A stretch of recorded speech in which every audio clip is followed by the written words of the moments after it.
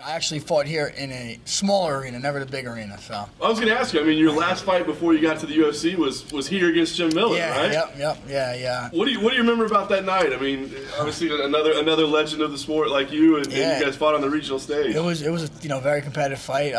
What I remember is I got a piece of my cauliflower kicked off my head. Actually, he head kicked me. I blocked. I don't know if it was toenail or just pinched off my head, went flying, and it looked like I lost a tooth, but it was a piece of my ear. I mean, like Frankie and I. We were supposed to wrestle in college. We didn't, I ended up missing weight by 0.2. It was the only time I've ever missed weight. And,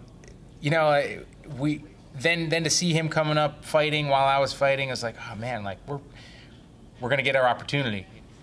My gym at the time had closed down a couple weeks earlier.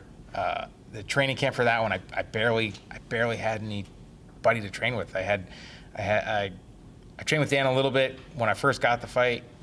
He had cracked a rib, and of course, the first sparring session, I forgot about it, and I punched him in the body and hurt him, and so he was out.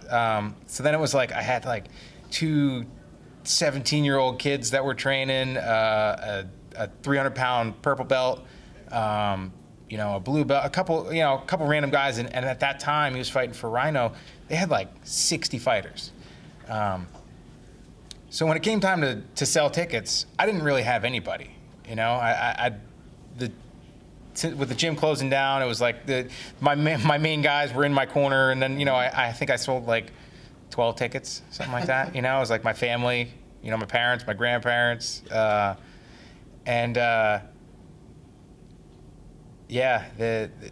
was 12 for me and about 1,500 for him.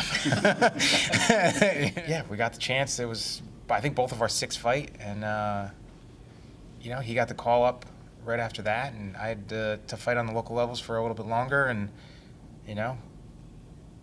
both been in here since, and it's pretty cool. It's pretty amazing to share that with somebody, and have two paths that have been so closely related. So you think, I mean, this is going to be a special night? All the special fights that you've had in your life, man, all the moments you had, will this be one of them for you? Absolutely. How can it not be? I've been wanting to compete, at the main arena in Boardwalk Hall ever since I was a kid, and finally at 36 years old I could do it.